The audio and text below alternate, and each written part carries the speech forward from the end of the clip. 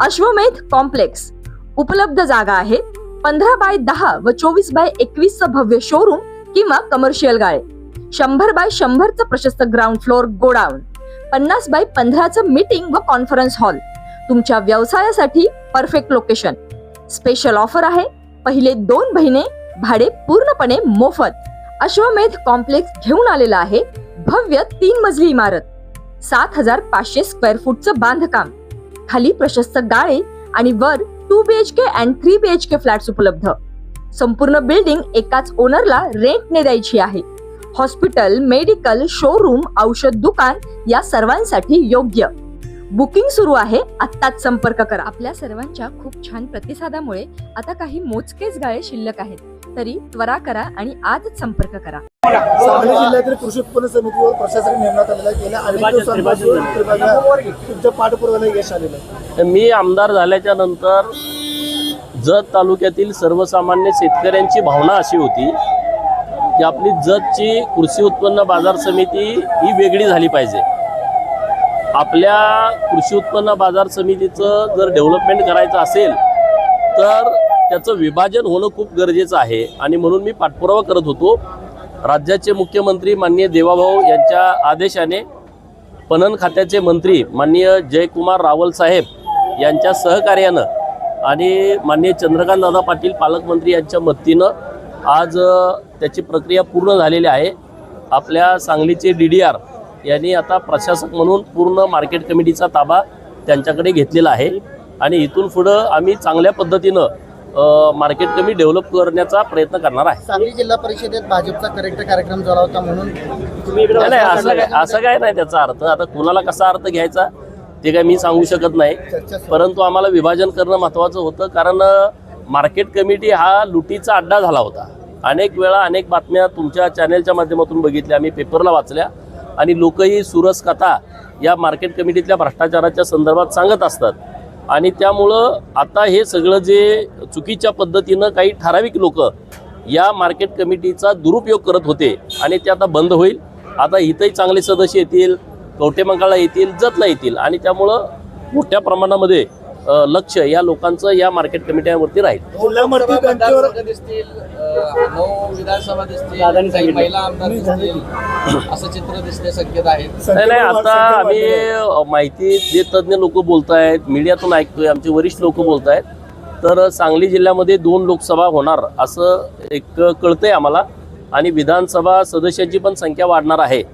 तर 2011च्या जनगणनेनुसार 2,20,000 ते 2.5 लाखापर्यंतचा मतदारसंघ होईल असं काही लोक बोलत आहेत. जर असं झालं तर बरेच विधानसभेचे मतदारसंघ आपल्या सांगली जिल्ह्यामध्ये वाढतील आणि त्यामुळं जरा आणि रंग येईल या सगळ्या प्रकारे. परवा याच विषयाला लागून आटपाडीत खासदार म्हटले की पुन्हा खासदार होईल का माहित नाही.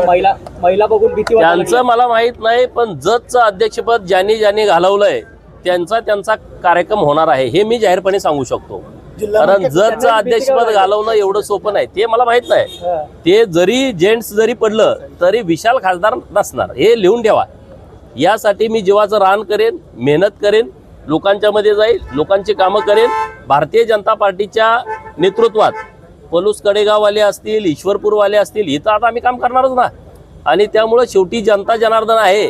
जनतेला आम्ही पटवून देऊ आणि 2029ला नक्की कार्यक्रम करू. जबाबदारी तुमच्यावर दिल्या. पलूस कडेगावचे 4000 मतदार पुण्यात आहेत, सगळीकडचीच होणार आहे ते तुम्ही म्हटलं. आता पलूस कडेगावचेच काय सगळीकडचेच कमी होणार आहे. मार्केट कमिटी नंतर आता जिल्हा बँकेचा जिल्हा बँकेच्या बाबतीत आम्ही पाठपुरावा करतोय. आता आम्ही नोकर भरतीमध्ये त्यांचा जो भ्रष्टाचार मोठ्या प्रमाणात होणार होता ते आता आम्ही बऱ्यापैकी थांबवलेला आहे.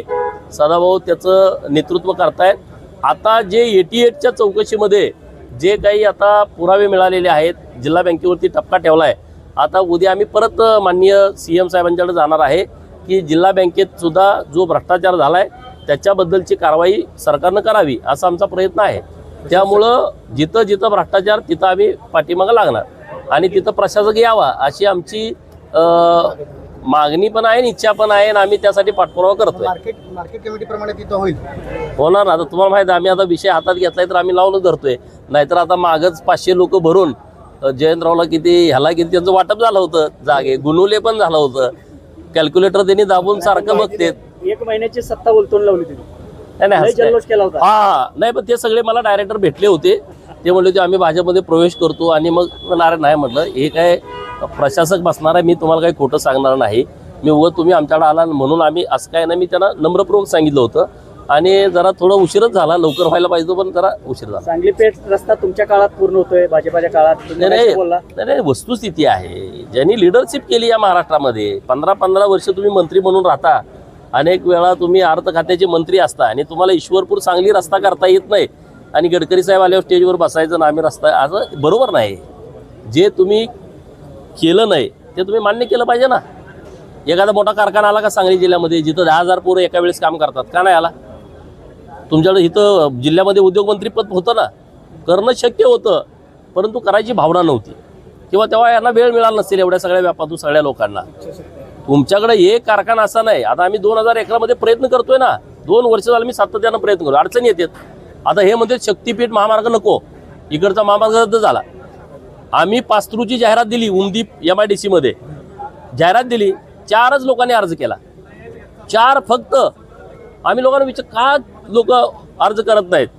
त्यांचं म्हणणं असं आहे की उमदीमधून 5 तासात आम्हाला JNPA ला पोचता आलं पाहिजे. जवाहरलाल नेहरू जे पोर्ट ट्रस्ट आहे JNPT, तिथं पोचता आलं पाहिजे. कसं पोचणार?